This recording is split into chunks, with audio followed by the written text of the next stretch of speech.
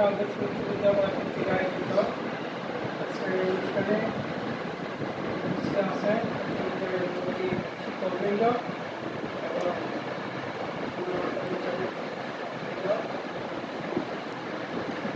শিক্ষক কথাটা অনেক সম্মানিত। যিনি শিক্ষাদান করান, শিক্ষা দেন, তিনি শিক্ষক। শিক্ষাদান করান আর শিক্ষা দেন, আমরা দুই ধরনের কথা। আমরা আরেকদিন বলেছিলাম যে হুজুর সাল্লাল্লাহু আলাইহি ওয়াসাল্লামের একদিন হুজুর সাল্লাল্লাহু আলাইহি ওয়াসাল্লাম যাইতেছিলেন এক রাস্তা দিয়ে, তখন এক মুচি সামনে পড়ল। মুচিকে তিনি অনেক সম্মানিত করলেন। সাহাবা যারা উপস্থিত সাহাবা ছিলেন তারা জিজ্ঞাসা করলেন, আল্লাহর রাসূল, আপনি একজন মুচি তারে এতটা সম্মান করলেন। তখন হুজুর সাল্লাম বললেন, তিনি আমার শিক্ষক, আমার শিক্ষক, সেই জন্য ওনাকে আমি সম্মান দিচ্ছি। এই জন্য জ্ঞানমূলক কথা যেখানে শিক্ষা গ্রহণ করি না কেন আমরা তাকে সম্মান দেওয়া উচিত। আমরা আজকে শিক্ষক দিবস, শিক্ষকরাও অবহেলিত কথাটা একমাত্র বাংলাদেশ আর অন্যান্য সকল রাষ্ট্রে শিক্ষকের মর্যাদা খুব বেশি। পরে উঠবে সিগন্যালের মধ্যে পড়ে, তাহলে সবার আগে শিক্ষকের গাড়ি দাঁড়ে ট্রাফিকটা সকল রাষ্ট্রে। আমরা আরো অবহেলিত ছিলাম। বিগত দিনে সরকার, বিভিন্ন সরকার আস্তে আস্তে আস্তে আস্তে আমাদেরকে সেই কেন্দ্রীভূত করেছে। 50 বা থেকে 100% বেতন মন্দির সময়। এখন সময়ের দাবি জাতীয় গঠন।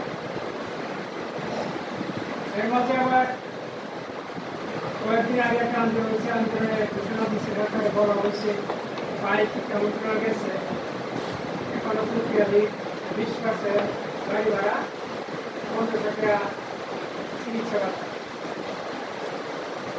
এটা কেন হচ্ছে না, এটা তারাও বা জিজ্ঞাসা করছে কেন হয় না। রুলে আছে, আমরা দোয়া পাবো যাতে যদি যুগবন্ধতা আসে কাজটা হয়ে যায় আর আমাদের জাতীয় পরিষদ। আর আমরা আপনাদেরকে বলবো আপনার শিক্ষক এই বিদ্যালয়ের মর্যাদা রক্ষা করতে আপনারা কাজ করে যাচ্ছেন। আরও কীভাবে কাজ করলে আমাদের মর্যাদা আরও বাড়বে। জনগণ এই মুহূর্তে আমরা এই এতদিন যে একটা সুনাম অর্জন করেছিলাম, কিন্তু সেই বরাবর সেটা ভূমিকা হয়ে গেছে। আগামী বরাবর ভূমিকা ভালো করাবার সবার চেষ্টা থাকবে। আমরা যে দুর্নামে আছি, আমরা নাম হচ্ছি, তাহলে আমাদের বিপর্যয় সকলকে আহ্বান দেওয়া, শ্রেণী পাঠদানের মধ্যে সভা শিক্ষার্থীদেরকে এমন পরামর্শ দেওয়া যাতে তারা শিক্ষার দিকে ফিরে আসে।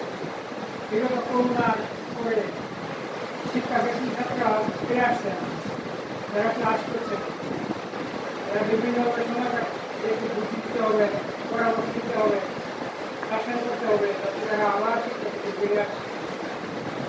তারা যদি ফিরে আসে, ভালোভাবে তারা শিক্ষাটা গ্রহণ করে, তারা আমাদের মর্যাদা পাচ্ছে।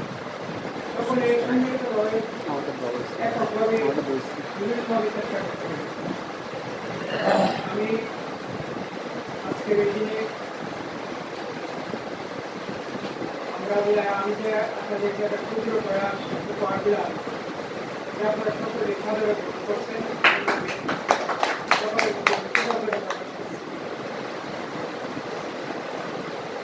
না সারা ধর্মকে কোনো ধর্মের বিভাগে আরো কোনো প্রতিষ্ঠানে এই ধরনের কার্যকলাপ আমার মনে হয় করে কম নিয়ে করে না।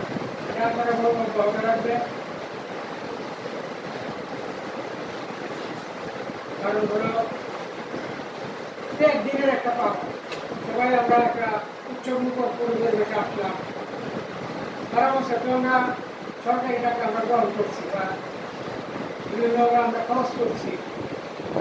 একদিন একটু খরচের জন্য আমরা যদি উৎসাহিত হই, আমাদের এই বাড়িতে আসতে যাবেন সবাই, সব দিদি বাচ্চা সবাই কিন্তু দেখবি, হ্যাঁ।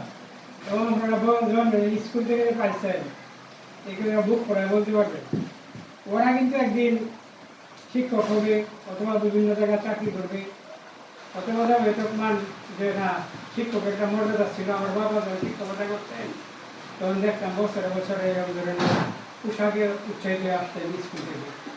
এটা অব্যাহত রাখবেন। আমরা যারা প্রবীণ শিক্ষক, আমি প্রবীণ শিক্ষকদের পক্ষ থেকে নবীন শিক্ষকদেরকে বলছি যে আপনারা যে যেখানে থাকেন, যে অবস্থায় থাকেন, আগামী দিনে আপনারা পদোন্নতি হয়ে প্রধান শিক্ষক হবেন, শিক্ষাক্ষেত্রে অথবা শিক্ষকতা করবেন, যেখানে যান যে বদলি হয় যে এটা বাস্তবায়ন করার চেষ্টা করবেন। সকলকে আমি আজকে দিনে শিক্ষক দিবসে, বিশ্ব শিক্ষক দিবসে যেভাবে আসছে, যার মাধ্যমে আসছে, আমি কৃতজ্ঞতা প্রকাশ করি এবং ধন্যবাদ জানাই যে আজকে যেভাবে প্রস্তাব করে আসো, কিন্তু শিক্ষক দিবসে আসলো এটার জন্য আমি ধন্যবাদ জানাই এবং তাদের যারা করছে যদি বেঁচে না থাকেন তাদের আত্মার মাগফিরাত কামনা করি। আর অত্র বিদ্যালয়ের প্রতিষ্ঠাতা ডাক্তার ফজলুর রহমান সাহেব গত বছর জুন মাসের ১ম তারিখ মারা গেছেন। তার বিধিকে আত্মার মাগফিরাত কামনা করি।